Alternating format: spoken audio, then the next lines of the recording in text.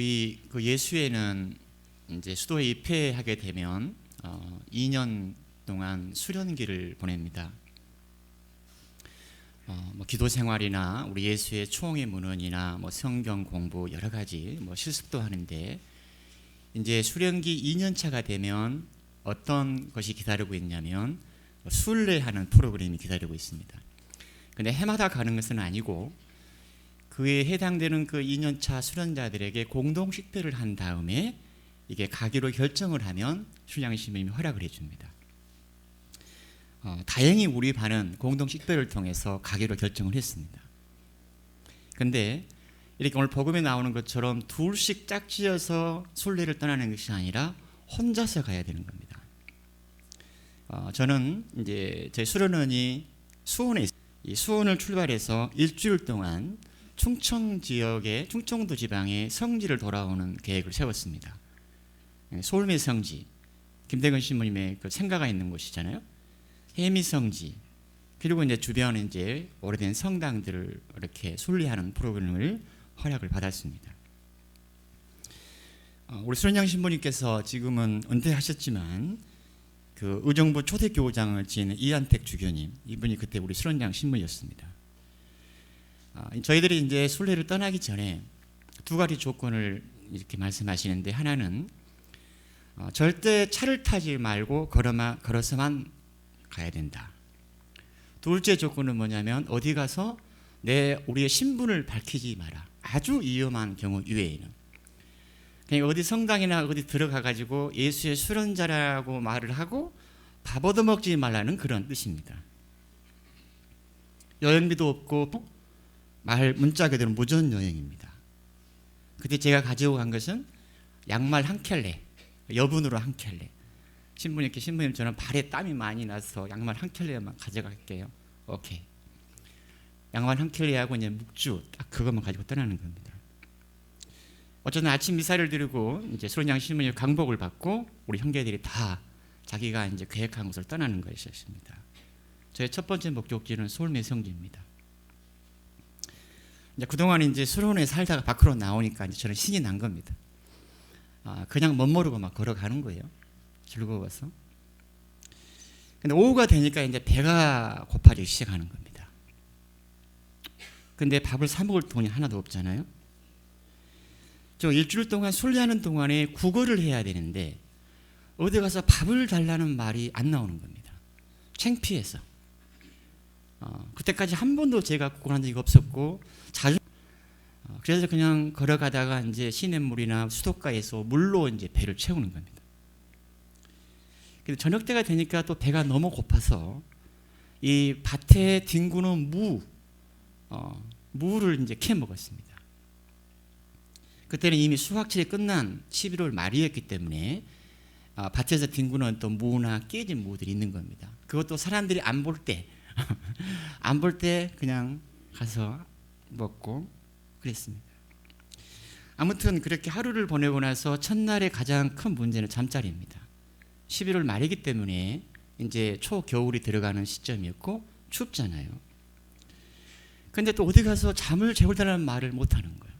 그래서 할 수 없이 여기에 좀 이렇게 물색을 해보다가 이제 폐가로 들어갔습니다. 폐가. 오랫동안 벌어진 집인데 그래도 바람을 막아주니까 괜찮겠다. 폐가로 들어갔습니다. 밤에 잠을 자다가 몇 번이나 깼는지 모르겠습니다. 아무튼 제가 그날 첫날 밤을 지내고 나서 다음날 일어나서 다시 이제 솔매를 향해서 걸어갑니다. 하지만 배가 너무 고프고 힘도 없고 솔매까지 갈 수 있을까 그런 생각이 들었지만 다시 무를 몇 개 먹었는데 이제 속이 너무 쓰린 겁니다. 그러잖아요. 무 많이 먹으면 속 쓰렵잖아요. 그래서 오후 지나서 난생 처음으로 국밥집에 들어가서 구걸을 했습니다. 배가 너무 고픈데 국밥 한 그릇만 주십시오. 제가 불쌍해 보였는지 그 주인은 그냥 한 그릇을 줬고 그 따뜻한 그 국밥 한 그릇이 내 온 존재를 아주 따뜻하게 했습니다. 제가 그분에게 몇 번이나 고맙다는 인사를 하고 그 집을 나와서 다시 이제 솔매를 향해 걸어가는 겁니다. 일주일 동안 이렇게 걸어가면 이제 차들이 이제 승용차는 아니었던 것 같고 주로 이제 버스나 버스나 이 진차들이 운전자들이 세워가지고 어디까지 가냐고 묻고 타라고 데려다 주겠다고. 근데 조건이 차를 타서는 안 되는 거잖아. 그냥 인사만 하고 괜찮다고 그러면서 이제 그냥 걸어갔습니다. 굉장히 고마운 분들을 제가 많이 만났습니다. 한밤중에 이제 솔매에 있는 김대건 신부님의 생가에 도착을 했습니다. 한밤중에 그냥 까닭없이 눈물이 나는 겁니다. 그리고 이제 밤하늘을 이제 바라보면서 어떤 뭐라 말할 수 없는 감격이 올라왔고 가슴이 굉장히 벅찼습니다. 그런데 둘째 날에는 이제 그 생가에 들어가기 전에 길거리에서 신문지를 몇 장을 주워서 가서 신문지를 덮고 잠을 잤습니다. 그런데 신문지 한 장이 그렇게 따뜻할 수가 없는 겁니다. 아주 따뜻한 담요였습니다. 바람을 막아주니까. 그래서 이제 그 다음 목적지인 해미 성지를 향해서 걸어가면서부터는 제 어떤 거지 생활에 찬란한 햇살이 비추기 시작하는 겁니다. 왜? 이틀을 굶고 나니까 이제는 자존심도 없고 이제 좀 뻔뻔해지는 느낌이 올라왔어요. 배가 고프면 아무 집에 들어가서 밥 달라고 청했고 밥을 주면 맛있게 먹었고 거절당하면 그냥 고맙다고 나왔습니다. 때로는 이 좀 이렇게 그 배가 식당 그 밥 먹을 때가 되면 식당가 앞에서 오늘은 어느 식당에 들어가 볼까? 오늘 뭐 먹을까? 이렇게 생각을 하다가 들어가서 정중하게 인사를 하고 안녕하십니까? 저는 순례하는 사람인데 밥 한 그릇만 주십시오. 뭐 주면은 맛있게 먹고 고맙다고 인사하고 거절당하면 고맙습니다. 이 집에 평화를 빕니다. 제가 가끔 나와다가 제 신발에 먼지를 털어버렸습니다. 이게 무슨 말인지 아시죠?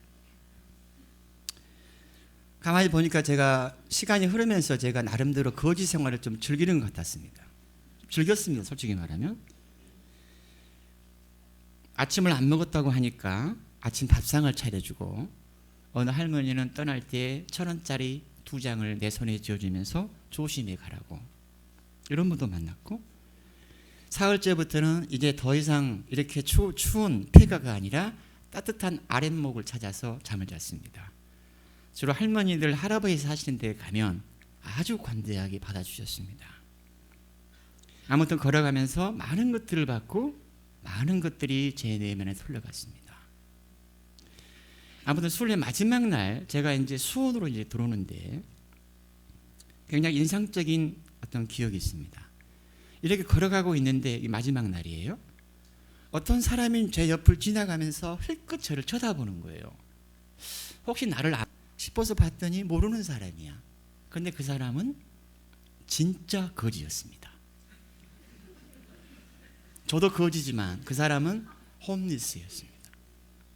그런데 그분이 저에게 말은 하지 않았지만 그분이 저를 쳐다보는 이렇게 눈빛이나 또 으쓱하는 어떤 그런 제스처나 이런 걸 종합적으로 보면 이런 느낌이 와닿는 겁니다. 그래, 너나 나나 같은 거지지만 내가 너보다 좀 낫다라는 그런 느낌이 왔습니다. 사실 그랬습니다. 그분이 저보다 더 많은 걸 가지고 있었으니까. 그 사람은 아주 빠르게 제 앞을 스쳐 지나갔고 저는 조금 더 천천히 걸어가면서 이런 생각이 들었습니다.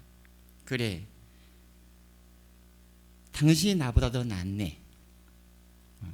당신은 옷가지며 어떤 보따리도 가지고 있었으니까 나보다 더 많이 가지고 있었으니까 당신이 나보다 더 낫네. 나는 아무것도 없고. 하지만 내가 묻고 싶은 것은 당신은 지금 어디를 향해 가고 있는가? 당신의 목적지가 어딘가? 나는 당신이 어디를 향해서 가는지는 모르지만 뭘 찾고 있는지는 모르지만 나는 하느님을 향해 살아가는 순례자입니다. 이런 생각이 올라오는 겁니다. 지금 생각하면 그 질문은 그 홈리스에게 한 말이 아니라 제 자신에게 한 말이었습니다. 그리고 일주일 동안 여정을 마치고 수련회에 도착을 했습니다. 우리 예수의 수련자들의 순례 여행의 목적은 우리가 출발할 때 수련장 신명에 그런 말씀하지 않으셨는데 돌아와서 우리 형제들의 나눔을 통해서 어떤 말로 수렴이 됐냐면 우리가 왜 순례 여행을 갔는가? 그건 목적은 하나였습니다. 오직 하느님께 의탁해라, 이거였습니다. 즉 하느님이 나를 보호해 주신다라는 믿음과 신뢰가 전제되어 있었습니다. 저녁이 되면 어디서 잠을 자야 할지, 배고프면 어디서 밥을 먹어야 할지 고민을 했지만 시간이 흐를수록 그런 걱정거리는 조금 더 사라졌습니다. 사실 하느님은 주변의 선한 사람들을 통해서 나를 보호해 주신다라는 그런 믿음이 조금씩 자리하기 시작했던 것 같습니다. 오늘 복음은 예수님이 제자들을 파견하시면서 하신 말씀입니다. 파견의 목적은 하나님의 나라가 가까이 왔음을 선포해라, 그들을 치유해라. 그런데 제자들에게 돈주머니도 여행보따리도 신발도 지니지 말라고 합니다. 다른 복음서를 보면 지팡이 외에는 아무것도 가지 말라고 합니다. 가져가지 말라고. 빵도 여행보따리도 돈도 심지어 옷도 두 벌을 꿰지 말라고 이렇게 전제를 걸고 제자들을 보내는 겁니다. 세상 밖으로. 우리는 오늘 제자처럼 그렇게 직접 파견을 받고 어디 가서 선교사로 살지는 않습니다. 하지만 우리가 미사를 마칠 때 우리 미사 경본의 첫 번째 나오는 그 대목이 미사가 끝났으니 가서 복음을 전합시다입니다. 어떻게 보면 우리는 똑같이 파견을 받습니다. 그렇다고 해서 우리가 미사 후에 LA 시내에 가서 사람들을 붙잡고 예수님을 믿으라고, 예수님을 믿으면 구원을 받는다고, 하나님의 나라 가까이 왔다라고 우리는 그렇게 선교하지 않습니다. 우리는 그런 방식으로 하나님 나라를 선교하지 않습니다. 우리는 가정에서, 내가 살아가는 일터에서, 공동체에서, 나의 삶의 자리에서 하나님의 나라를 살아가는 사람들입니다. 적어도 그렇게 살려고 노력합니다. 그래서 하나님 나라가 지향하는 복음적인 삶을 살아가는 것이 우리다.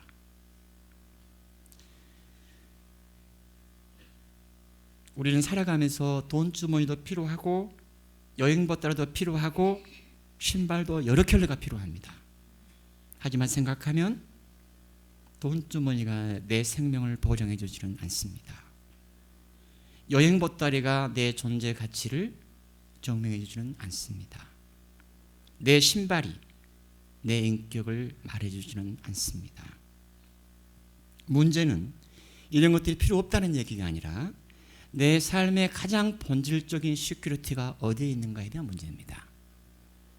무엇이 나의 삶을 안전하게 보장해 주는 겁니다. 나의 삶의 가장 본질적인 시큐리티가 어디에 있는가?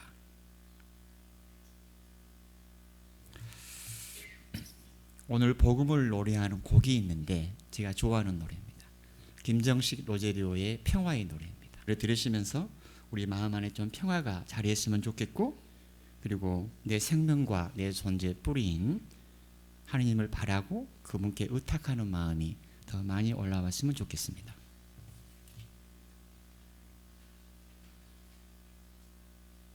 내 집안의 평화, 내